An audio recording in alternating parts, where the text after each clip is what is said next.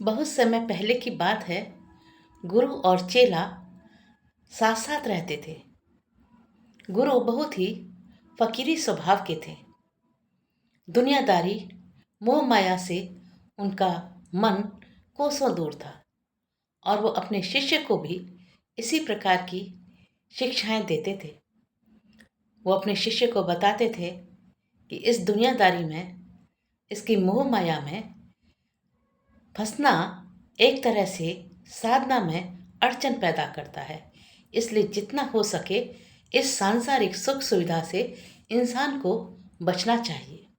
अनावश्यक रूप से इन सांसारिक सुख सुविधाओं में अपना ध्यान ज़्यादा नहीं लगाना चाहिए।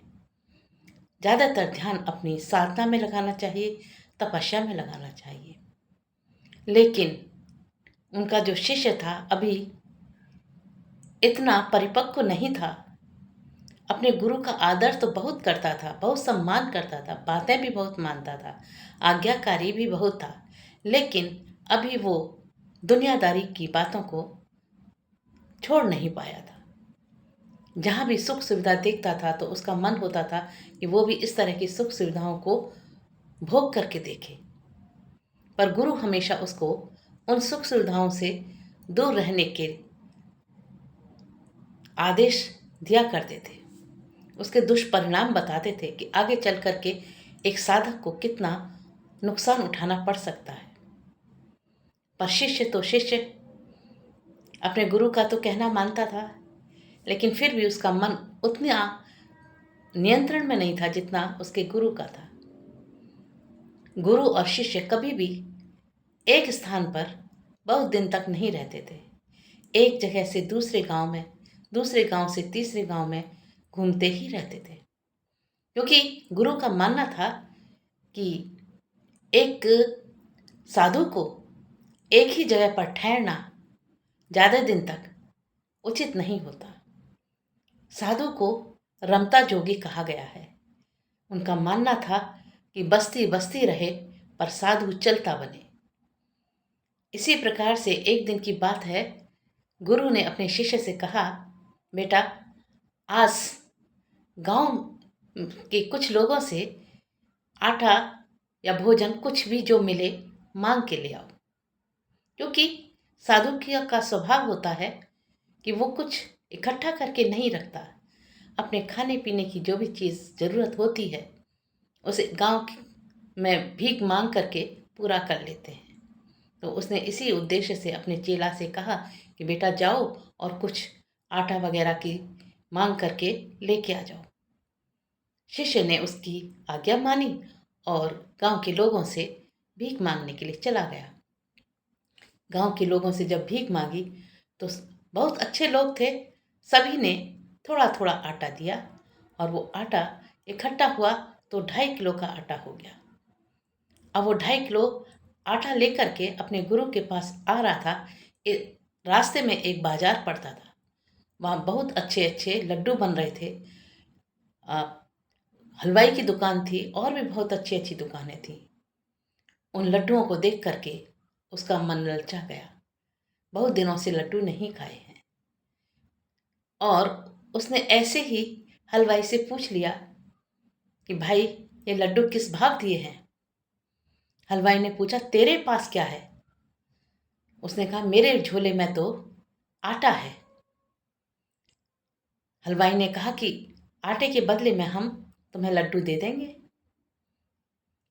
कितना आटा है तोला तो वो 2.5 किलो आटा निकला।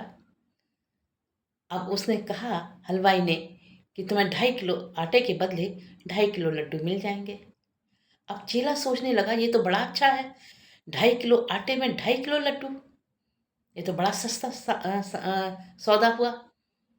तो उसने पूछा इतना सस्ता कैसे।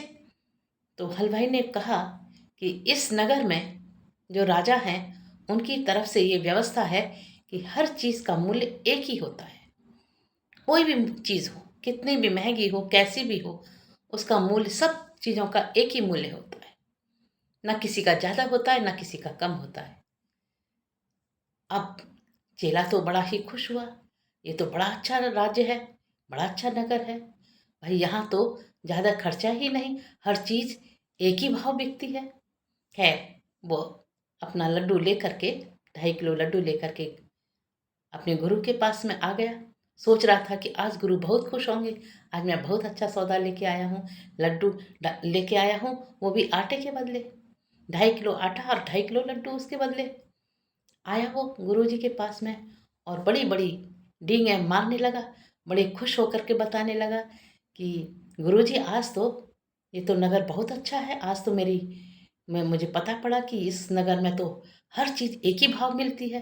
देखो, मैंने 2.5 किलो लड्डू लिया था भीख में और 2.5 किलो लड्डू लेके आया हूँ। 2.5 किलो आटे के बदले में 2.5 किलो लड्डू मिल गया। इस नगर में तो हर चीज़ का भाव एक ही है। अब गुरु ने जब ये बात सुनी तो गुरु बहुत ज़्यादा खुश नहीं हुए। उन्होंने कहा, बेटा, ये तो तुमने अच्छा नहीं किया। हमें तो आटे की ज़रूरत थी, लड्डू की तो ज़रूरत थी भी नहीं। गुरुजी कैसी बात करते हैं, बहुत दिनों से हमने लड्डू नहीं खाए, और यदि लड्डू खा लेंगे तो कौन सा नुकसान हो जाएगा। कि बेटा, नुकसान तो कुछ नहीं होगा, पर साधु को ज़्यादा चटोरेपन की आदत नहीं होनी चाहिए। जो मिले उसी में उसको खा करके सब्र करना चाहिए।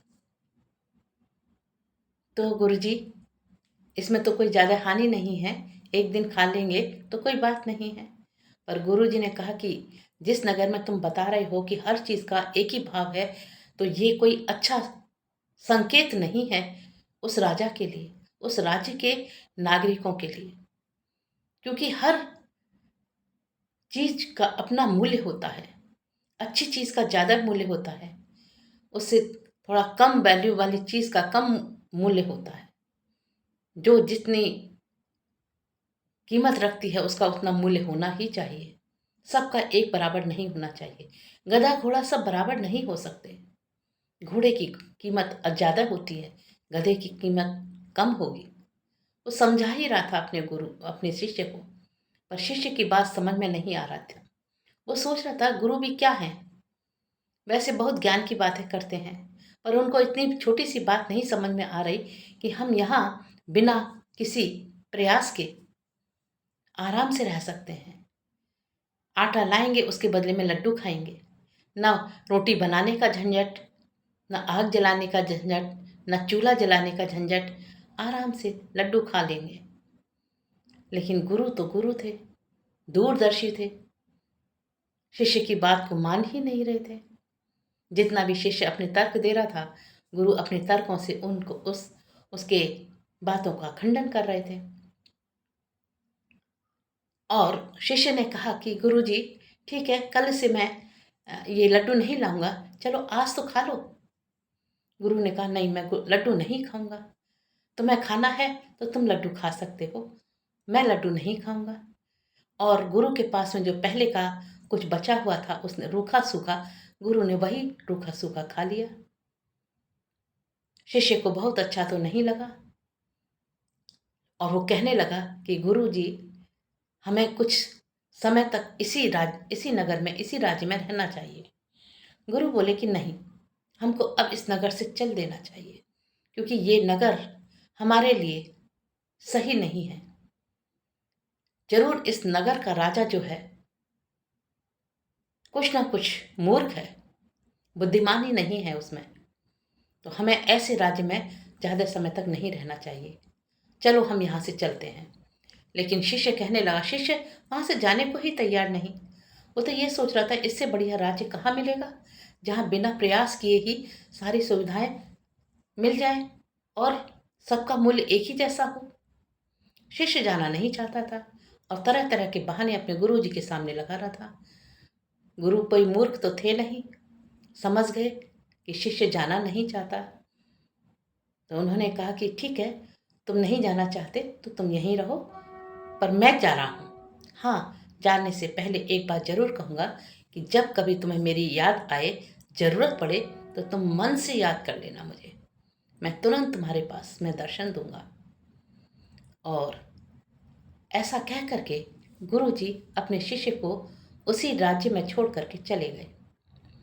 अब शिष्य भी सोचने लगा कि गुरु की रोक टोक खत्म हो गई, मज़े से यहाँ भीख मांगूंगा, आटा मिलेगा और उससे लड्डू खाया करूँगा जा करके। और बस उसने तो यही दिनचर्या अपनी बना ली। सारे दिन कुछ ना करता, भीख मांग के लाता, जो आटा मिलता उसे लड्डू खाता। अब खा खा के वो बहुत मोटा हो गया।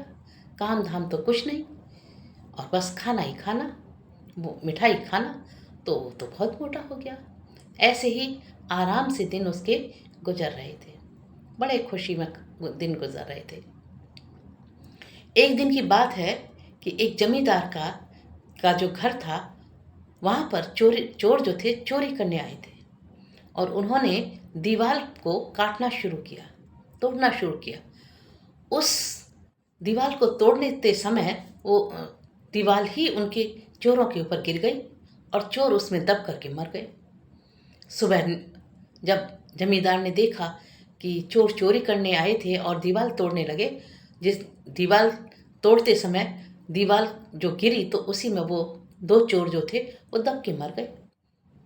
तो उसने सोचा, सारे गांव वालों को कहा कि भाई देखो, ये चोर मर गए। गांव वालों ने कहा कि ये तो बड़ी अच्छी बात हुई, चोर मर गए, चलो तुमको ना राजा को बताना चाहिए कि तुम्हारी यहाँ चोरी करने जो चोर आए थे वो तुम्हारी दीवार के नीचे दब करके मर गए हैं। अब जमींदार भी सीधा साधा, उसने गांव वालों की बात मानी और राजा के पास चल दिया। महाराज के पास पहुंचा और कहने लगा, महाराज, रात को मेरे यहाँ चोर आए थे और दीवार तोड़ने लगे थे। दीवार तोड़ते तोड़ते दीवार ही उनके ऊपर गिर गई और चोर उसी के नीचे दब के मर गए। राजा ने कहा, अच्छा, ये तो तुमने दो चोरों को मार दिया, अब तो तुमको फांसी होगी। महाराज, मुझे फांसी क्यों होगी? मैंने क्या किया है? मैंने थोड़ी चोरों को मारा है। अरे तुमने ही तो चोरों को मारा है, तुम्हारी दीवार के कारण तो चोर मरे हैं, तो तुम्हें तो फांसी मिलेगी। दो चोर मरे हैं, दो चोरों की हत्या की है तुमने, तो तुम्हें तो फांसी होगी। अब जमींदार बहुत कहे, तर्क दे कि चोर मर गए, चोर का तो मरना ही अच्छा, चोर कौन से अच्छे काम कर रहे थे। पर उसने कहा, नहीं, वो मरे हैं ना, इसलिए तुमको उसका दंड मिलेगा, क्योंकि तुमने दो लोगों की हत्या की है। अब वो तो राजा तो मूर्ख, उसने तो कह दिया कि कल तुमको फांसी होगी। अब जमींदार मुंह लटका करके आ गया। उसकी पत्नी ने देखा कि ये तो बड़े दुखी से आए हैं, कहाँ तो अपनी समस्या बताने गए थे, खुशी खुशी गए थे कि राजा शायद कोई इनाम देंगे, कि मतलब चोर जो है दीवार तोड़ते समय दीवार के टूटने से मर गए, तो ये तो खुशी खुशी आने चाहिए थे, लेकिन ये इतने दुखी क्यों आ रहे हैं। उसकी पत्नी कहने लगी कि आप इतने दुखी क्यों हैं? आपने अपनी समस्या राजा को बताई थी, आपने अपनी बात बताई थी कि हाँ भाग्यवान, मैंने बताई थी उनको अपनी समस्या, लेकिन यहाँ तो दूसरी समस्या बन गई। राजा ने तो मुझे ही कातिल ठहरा दिया और मुझे ही मृत्युदंड दे दिया, कल मेरी फांसी का आदेश दे दिया। अब उसकी जो पत्नी थी बड़ी ही बुद्धिमान थी, उसने कहा अच्छा, और उसने कुछ बातें अपने पति को समझाई और कहा कि कल जब जाओ तो राजा को ये सब बातें बोलना। अब वो जमींदार जो था दरबार में जब दूसरे दिन पहुंचा तो राजा से कहने लगा, महाराज, मुझे क्षमा किया जाए, क्योंकि मैं बेकसूर हूं। मेरी दीवार के कारण चोर मरे जरूर हैं, लेकिन दीवार तो मैंने नहीं बनाई, दीवार तो मजदूर ने बनाई, इसलिए मजदूर को सजा मिलनी चाहिए। राजा ने कहा, ये बात तो सही है कि दीवार जिसने बनाई है उसको सजा मिलनी चाहिए, क्योंकि उसने दीवार खराब बनाई, तो मजदूर को बुलाया जाए। राजा ने अपने सैनिकों को आदेश दिया कि जाओ मजदूर को बुला के लाओ, जिसने कि जमींदार के घर बनाया, दीवार बनाई। अब उसके सिपाही जो थे उस मजदूर के यहाँ पहुंचे। मजदूर ने जब देखा कि राजा के सिपाही आए हैं तो उसने सोचा कि कोई काम मुझे मिल रहा है, तो बड़ा खुश हुआ। सिपाहियों ने कहा कि तुमको राजा ने बुलाया है, तो मजदूर बड़ा खुश हुआ कि शायद कुछ मुझे काम देंगे, मेरी आमदनी बढ़ेगी, मुझे मुझे काम मिलेगा। तो अब वो कहने लगे कि अच्छा ठीक है, मैं चलता हूँ, अपने औजार तो ले लूँ जिनसे मैंने मकान बनाया था। तो वो कहने लगे कि अब तुम्हें मकान बनाने की ज़रूरत नहीं है, तुमको फांसी की सज़ा हुई है। मुझे फांसी की सज़ा क्यों हुई है? मैंने क्या किया है? क्या जुर्म है मेरा तो जो सिपाही थे कहने लगे कि तुमने जमींदार की घर बनाया था ना? कि जमींदार का ही नहीं, मैंने तो उस गांव के सारे घर मैंने ही बनाए हैं। मैंने उन्हीं का घर नहीं, मैंने तो गांव में जितने भी मकान हैं सभी के घर मैंने ही बनाए हैं। तो चलो ठीक है, राजा तुमको याद कर रहे हैं, अब तुम्हें फांसी होगी, क्योंकि उनकी दीवार जो टूटी है उसके कारण 2 चोर जो दब के मरे हैं उसका दोष तुम्हारे ऊपर ही आ रहा है। अब कांपते कांपते मज जो वो कारीगर था वो उनके पास में आ गया, दरबार में आया। उसने जमींदार वहीं बैठा हुआ था। जमींदार की तरफ उसने देखा कि ये क्या मामला है। तो जमींदार ने उसके कान में चुपचाप से समझाया कि भाई राजा तो है मूर्ख, यदि अब तुम्हें अपनी जान बचानी है तो तुम इस बात का दोषी किसी और को ठहरा दो। मैंने भी अपनी जान इसी तरह से बचाई है, मैंने तुमको दोषी ठहराया, तुम किसी दूसरे को दोषी ठहरा दो। सोचो किसको दोषी ठहरा सकते हो। तो जो वो था कारीगर था उसने कहने लगा वो राजा से कि महाराज मुझे क्यों फांसी दी जा रही है, मैंने क्या किया है? मैंने तो कोई गलती नहीं की है। कि तुमने ही मकान की दीवार बनाई थी ना? कि हाँ हुजूर, बनाई तो मैंने ही थी। तो उस दीवार के टूटने से 2 चोर मरे हैं।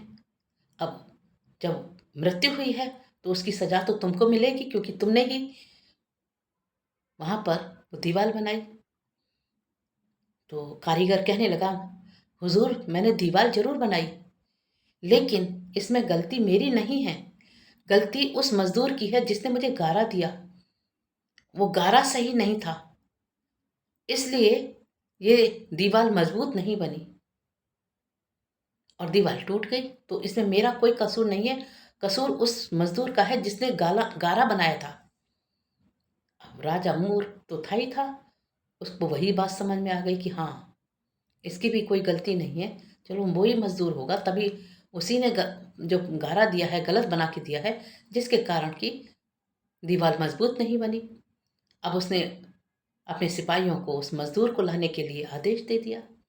मजदूर के पास में सिपाही पहुंचे और कहने लगे राजा ने तुम्हें दरबार में बुलाया है। अब मजदूर भी बड़ा खुश कि क्यों बुलाया है, कि ये तो वहीं जाकर के पता पड़ेगा। तो मजदूर ने सोचा कि राजा जो हैं मुझे कोई अपने महल का कोई काम देना चाह रहे होंगे, कुछ काम दे रहे होंगे, इसलिए वो उसने कहा सिपाहियों से कि ठीक है मैं अभी चलता हूँ, अपने औजार तो ले लूँ। उसने कहा अब औजार लेने की ज़रूरत नहीं है, हमेशा के लिए तुम्हारे ये औजार जो हैं यहीं रहेंगे। क्या मतलब है कि सब जाकर के तुमको दरबार में पता पड़ेगा। और मजदूर कांपता हुआ दरबार में आ गया, पता नहीं क्या बात है, क्यों बुलाया राजा ने। अब वो कुछ समझ ही नहीं पा रहा था। अब जब दरबार में आया तो उसने वहां पर कारीगर को बैठे देखा, जमींदार को बैठे देखा, और पूरे दरबार में राजा और उनके सिपाही बैठे हुए थे। सारी बात इशारों इशारों में मजदूर कारीगर ने और जमींदार ने उस मजदूर को समझा दी। तुम्हें अपनी जान बचानी है तो भाई तुम अपना जो दोष है वो किसी और पर डाल दो और बच निकलो किसी तरह से। हम भी इसी तरह से बचे हैं। हमने भी जमींदार ने तो कारीगर के ऊपर डाली बात और कारीगर ने मजदूर के ऊपर डाली। अब मजदूर भी किसी और के ऊपर डाल देगा तो मजदूर भी बच जाएगा, क्योंकि राजा तो अपने दिमाग से काम नहीं ले रहा। मजदूर ने भी सोचा। जब कहने लगा राजा कि तुमको फांसी की सजा दी जाती है क्योंकि तुम्हारे गलत गारे के कारण 2 लोग मर गए हैं, इसलिए तुमको फांसी की सजा दी जाएगी। अब मजदूर बोला कि महाराज इसमें मेरी क्या गलती है, मुझे क्यों मतलब फांसी की सजा दी जाएगी?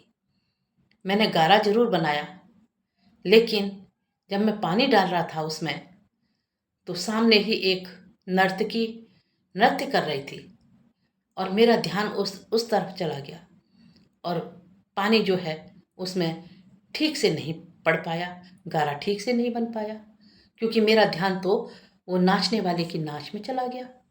तो इसमें मेरा तो कोई दोष नहीं है।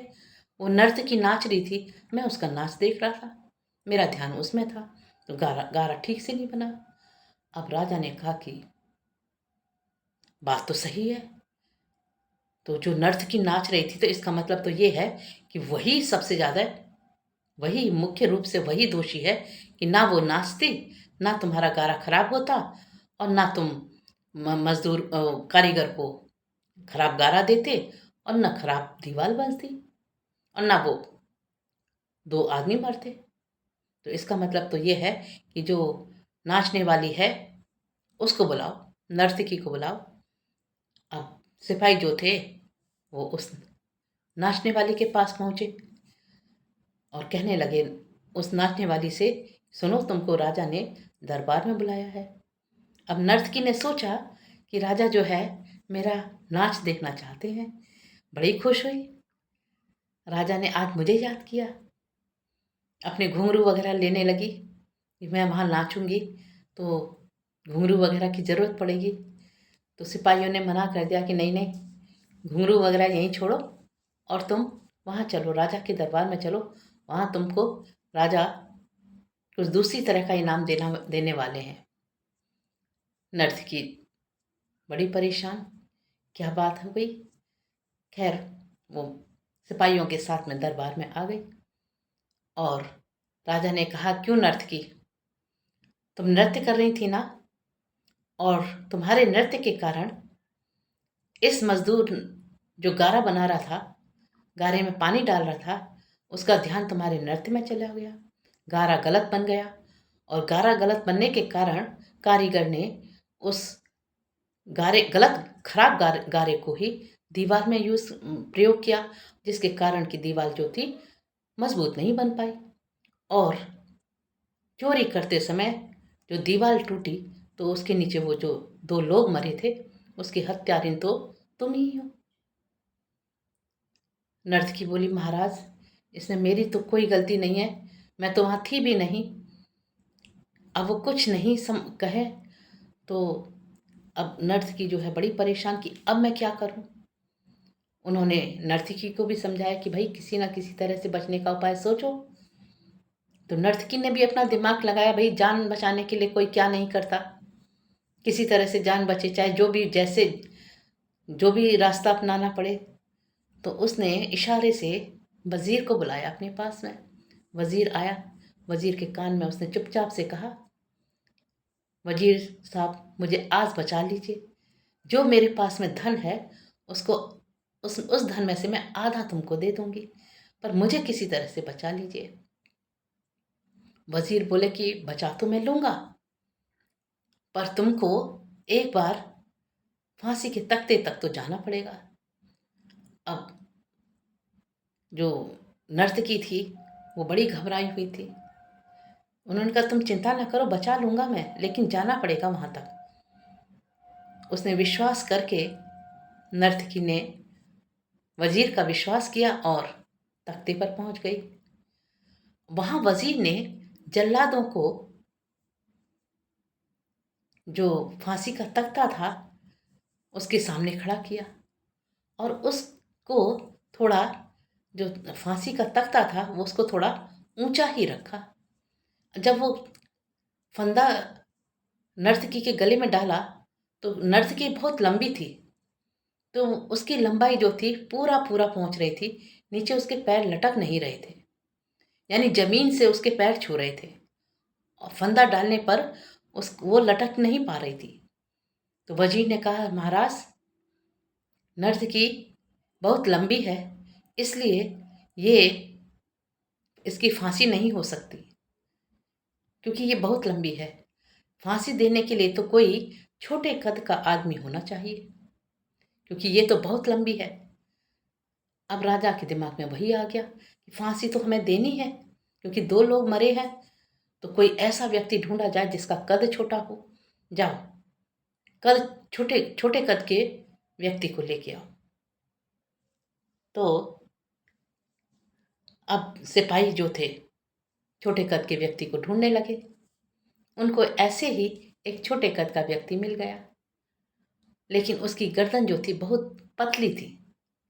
अब उसको ला के खड़ा किया गया तो वजीर ने थोड़ा, जो जल्लाद थे उनको इशारा किया कि फंदा जो है थोड़ा ढीला बनाया जाए। अब फंदा जो है उस छोटे कद के व्यक्ति के गर्दन में डाला तो फंदा बहुत ढीला रहा। अब उसकी फांसी नहीं दे पा रहे थे। तो सिपाही बोले, जो वजीर साहब थे, महाराज इसकी तो गर्दन बहुत पतली है, भाई ये फंदा ही फिट नहीं बैठ रहा है इसकी गर्दन में, तो इसकी तो फांसी नहीं हो पा रही है। राजा ने कहा तो क्या करा जाए, कैसे फांसी दी जाए? कि भाई हमारा जो फंदा है वो थोड़ा मोटा है, उसके लिए ऐसा व्यक्ति होना चाहिए जिसकी गर्दन मोटी हो, क्योंकि फांसी तो हमको देनी ही देनी है, तो मोटी गर्दन वाला हमको व्यक्ति चाहिए। इसकी गर्दन तो बहुत पतली है, इसको तो छोड़ दिया जाए। क्योंकि वो जो छोटी गर्दन वाला, पतली गर्दन वाला व्यक्ति था, वो बहुत घबरा रहा था और उसने बहुत मिन्नतें की थी रास्ते में आते समय कि महाराज मेरी क्या गलती है, मैं तो किसी में भी नहीं हूँ, 3-13 किसी में भी नहीं हूँ, मुझे तो घटना का ही पता नहीं, फिर मुझे क्यों मतलब फांसी दी जा रही है?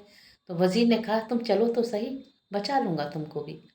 और इस तरह से उसको लेके आया था, लेकिन उसकी पतली गर्दन थी और उसने मोटा, थोड़ा सा जल्लादों से कह के जो फंदा था उसको मोटा बनाया, चौड़ा बनाया, तो उसकी गर्दन में फिट नहीं बैठा और उसको इस तरह से राजा के को समझा करके उस व्यक्ति को निकाल दिया।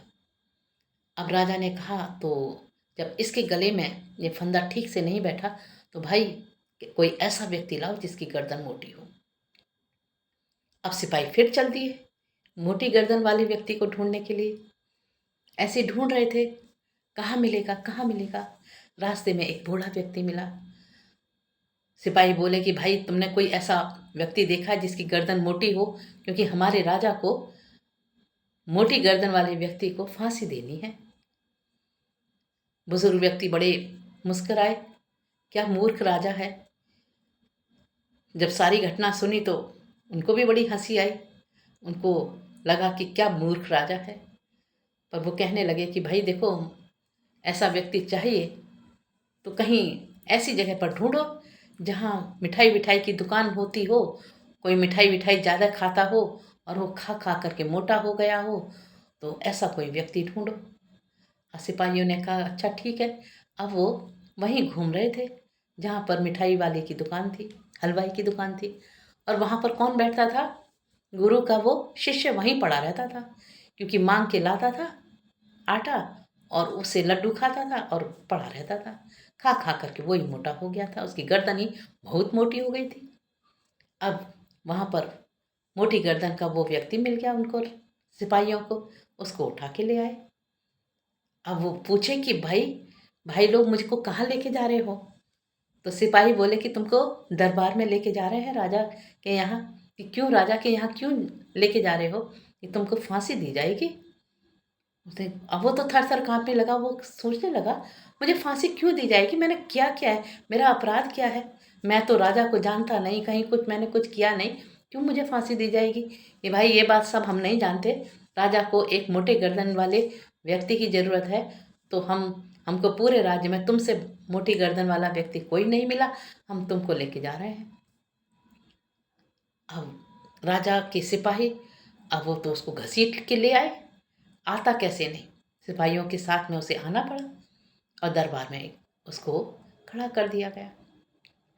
बहुत रोए, गिड़गिड़ाए, माफ़ी मांगे, पूछे कि भाई मेरा कोई कसूर नहीं है, मुझे माफ़ कर दो, मुझे यहाँ से जाने दो। अब राजा कहाँ, राजा तो मूर्ख, अब राजा तो उसको फांसी देने पे तुल गया, फंदा भी उसकी गर्दन के अनुसार ही था। अब वो बड़ा परेशान, बड़ा दुखी, अब उसे गुरु की याद आने लगी। भाई गुरु जी होते तो कुछ युक्ति बताते, मुझे बचा लेते, और आज मेरे गुरु नहीं है, मैं गुरु के साथ ही चला जाता, आज मेरी जान पर न बन पाती, मैं बच जाता। गुरु को याद करने लगा, मैंने बड़ा गलत किया, मैं अपने गुरु के साथ छोड़ दिया मैंने। या ऐसे याद कर ही रहा था तो भीड़ में से उसके गुरु निकल आए और उसके पास आए। शिष्य अपने गुरु को पहचान गया, उसके चरण छुए।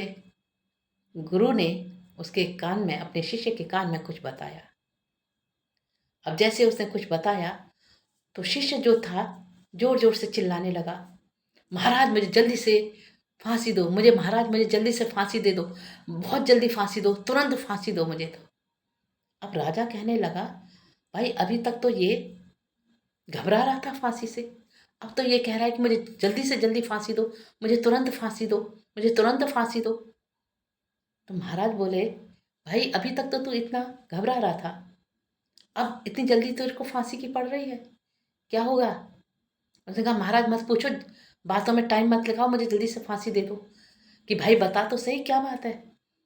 कि मेरे गुरुजी ने अभी अभी मुझे बताया है कि स्वर्ग में स्वर्ग का राजा मर गया है और उसका सिंहासन खाली है, और वहाँ पर ये नियम है कि जो सबसे पहले मर कर के पहुँचेगा उसी को स्वर्ग का राजा बना दिया जाएगा। तो अभी तक वहाँ पर कोई पहुँचा नहीं है, तो मैं सबसे पहले पहुँच जाऊँगा, मैं ही वहाँ राजा बन जाऊँगा। तो आप मुझे जल्दी से फांसी दे दो, मैं वहाँ का राजा बन जाऊँगा। अब राजा बोलने लगा कि ये भिखारी सा आदमी वहाँ स्वर्ग में जाके राजा बनेगा? अरे राजा तो मैं यहाँ का हूँ और मैं स्वर्ग का राजा भी बन जाऊँ तो कितनी अच्छी बात है। तो इसकी जगह पर मैं ही पहुँच जाऊँ वहाँ पर, मैं ही स्वर्ग का राजा बन जाऊँगा। तो उसने कहा कि तू क्यों बनेगा, मैं बनूँगा वहाँ का राजा। तो नहीं नहीं महाराज, मैं बनना चाहता हूँ, और आप बनना चाहते तो आपको फांसी लगनी पड़ेगी और आपको वहाँ जाना पड़ेगा। महाराज ने कहा, तो क्या हो गया, मैं वहाँ जाऊँगा, मैं राजा बनूँगा वहाँ जाकर, स्वर्ग का राजा तो मैं कहलाऊँगा। तुझे क्या पता, तू तो बेकारी है, तू तो बेकार का आदमी है, तुझे कुछ नहीं पता, मुझे फांसी दो। और उसने अपने सभी सिपाहियों से कहा कि भाई मुझे फांसी की तैयारी करो जल्दी से जल्दी। और सिपाहियों ने मन ही मन मुस्कुराए और राजा को फांसी पर चढ़ा दिया। राजा मर गया, सब लोग बड़े खुश हुए। अब जो चेला था वो अपने गुरु के चरणों में पड़ गया, गुरु जी आप कहाँ थे? आप मेरे को, जैसे ही मैंने याद किया आप मेरे पास आ गए। गुरु ने कहा, बेटा तू मेरा चेला है, तू मेरा बेटे के समान है, मैं तू मुझे छोड़ सकता है, मैं तुझे कैसे छोड़ सकता हूँ? मैं जानता था कि यहाँ का राजा मूर्ख है, किसी न किसी दिन तू परेशानी में पड़ेगा, और इसीलिए मैं तुझे अपने साथ ले जाना चाहता था, पर तू नहीं गया। तो मैंने भी यहीं अपना भेष बदल कर रहा, तेरे आसपास ही रहा, तो उस पर नज़र रखे रखा, और इस राज्य में क्या क्या हो रहा था वो सब पर नज़र रखता था कि कहीं तू किसी परेशानी में न बच पड़ जाए। और आज जब तू परेशान में पड़ा तो मुझे आना पड़ा। उसने, शिष्य ने अपने गुरु के चरण पकड़ लिए, गुरुजी आज आपने मुझे बचा लिया, आपकी युक्ति ने मुझे बचा लिया, वरना ये मूर्ख राजा तो मुझे मार ही डालता। और इस तरह से उस नगर के सारे ही लोग उस मूर्ख राजा से छुटकारा पा गए। तो कहने का मतलब ये है कि हमें कभी भी जहाँ बुद्धिमानी का शासन न हो, राजा बुद्धिमान न हो, हमारा शासक बुद्धिमान न हो, उस जगह पर ज़्यादा देर तक नहीं रहना चाहिए। क्योंकि मूर्ख व्यक्ति का क्रोध जब आता है तो उसका विवेक तो पहले ही नहीं होता है, उसकी जिद के कारण कोई भी विपत्ति कभी भी किसी पर भी आ सकती है। और इस तरह से हम कभी भी किसी मूर्ख व्यक्ति के साथ ना रहें, हमेशा अपनी बुद्धिमानी से ऐसे व्यक्ति से अलग ही रहें, उसी में हमारे जीवन की और हमारी भलाई है। तो मेरी कहानी का अंत यही होता है कि मूर्खों का साथ जितना जल्दी हो सके छोड़ देना चाहिए। जहाँ मूर्खों का निवास होता हो उस स्थान को छोड़ देना चाहिए, उस राज्य को छोड़ देना चाहिए जहाँ का राजा मूर्ख हो। तो आज की कहानी का मेरा यही पड़ाव है। और यदि मेरी ये कहानी आपको पसंद आई है तो प्लीज़ मेरी कहानी को लाइक कीजिएगा, सब्सक्राइब कीजिएगा यदि किसी ने अभी तक सब्सक्राइब नहीं किया है, और मेरे चैनल पर नया नया आया है तो मेरे चैनल को सब्सक्राइब कीजिएगा, कमेंट कीजिएगा। Thank you.